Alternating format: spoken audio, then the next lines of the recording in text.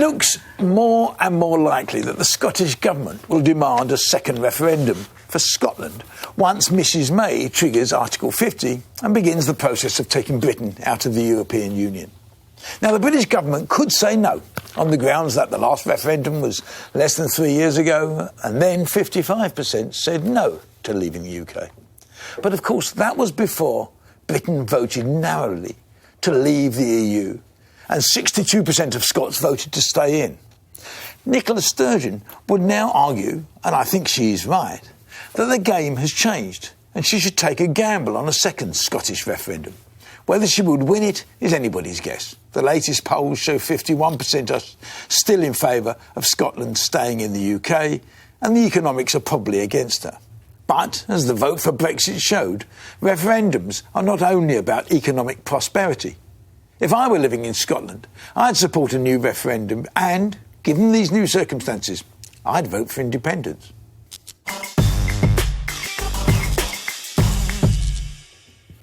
I have to agree with you. Next. I remember the day we left the EU, the day of Brexit, I sent out a tweet saying about the things that we needed to do, and that was, avoid recession, avoid mass unemployment, choose new leaders of the Labour and Conservative Party. That was before Cameron sort of stepped away or ran away. And the other thing I said was allow Scotland a second referendum. And I think, notwithstanding the outcome of that referendum, that's maybe something we can explore. But the principle of it, I think they're absolutely right in saying, look, we voted to remain in the EU by 62%, and we voted to stay part of the UK, 55%, before we knew the outcome. Obviously, that was well ahead of the EU referendum. So I think it's their right. It's in the SNP's manifesto, 2014, it was written in there, that depending on how that EU referendum went, they would reserve the right for a second referendum.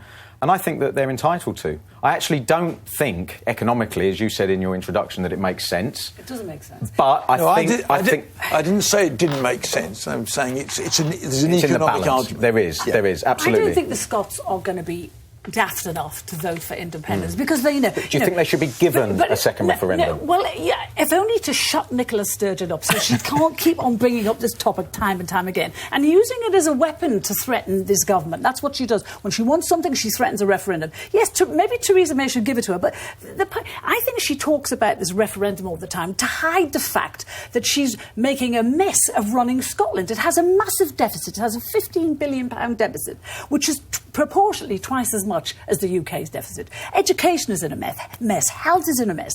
She's, the oil revenues are like next to nothing now. It's $50 a barrel now. And her whole case for independence was built on the oil industry when it was worth 180 billion quid. Now it's worth barely 60 million I'm just listening to you, Carol. So, wondering what on earth you're talking about. What am I talking about? Because she's doing the Scottish people. Scottish schools are doing better than English schools. They're not. They are. In fact, they're seen as a model. Education many. Mess. I'm not talking further education. Well, you said schools. You said education. I said education. Further education are not a mess. The SNP has a majority that's bigger than the Tories and Labour combined.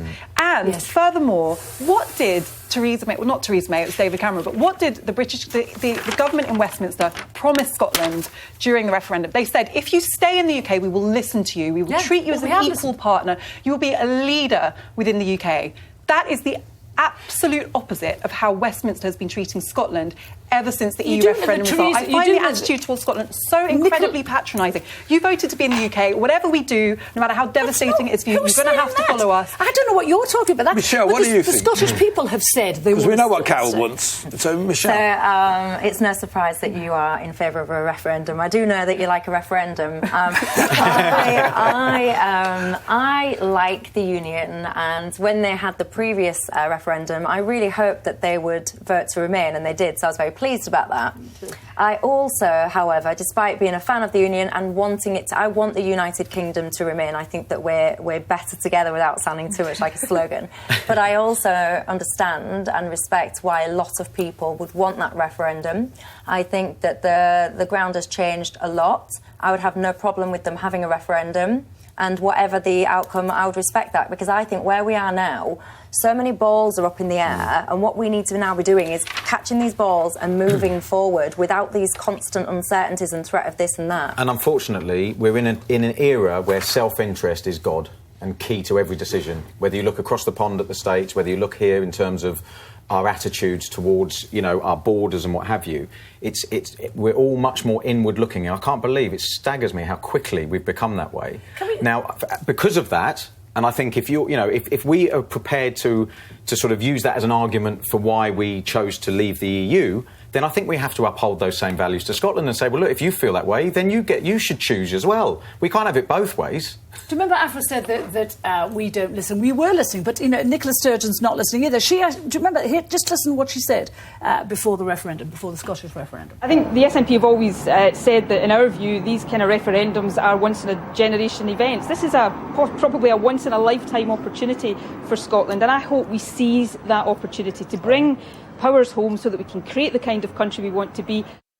So a once-in-a-lifetime event. She didn't get the result she wanted, and so she wants to hold another one, even though you're saying the ground has changed a lot. It hasn't actually percentage-wise. The ground there's is a exactly fundamental difference, and that is the whole of Scotland was based upon being in the EU, and they're now going to be out of the EU. Yeah. And actually, I think that's changed the whole game. And I don't think this thing will ever go away unless you have another referendum. And if you have another referendum after Britain has voted to come out, and as I suspect would happen, Scotland still votes to stay in the United Kingdom, then I think you've put it to bed. Otherwise, you really think you accept that? Oh yes, I think then you've put it to bed, unless there's another. You won't want another referendum after that. No, the point about this is there's been a fundamental change in the position. Yeah, actually, the terms are different. Yes, the reason why I think you could end up with a much more successful banking sector and all the rest of it in an independent Scotland that's still in the pound. It would solve the problem that a lot of people in the city. How will it survive? That's up for them to decide. Their public services spend £1,200 more per capita than they do in England. Their standard of living is upheld by Westminster, by the UK. But that's the argument of the referendum. And if in the end they say we've listened to all that, but we've decided it's in our benefit. Long-term benefit. She's misleading them. No, hang on. It's not. So you know better than she does. You know better than the people in Scotland. I see what's happening in Scotland. That's their choice. It's supposed to be a debate about whether Scotland should have another referendum, not about whether they should stay in the EU or not. The point of a referendum is that they would decide.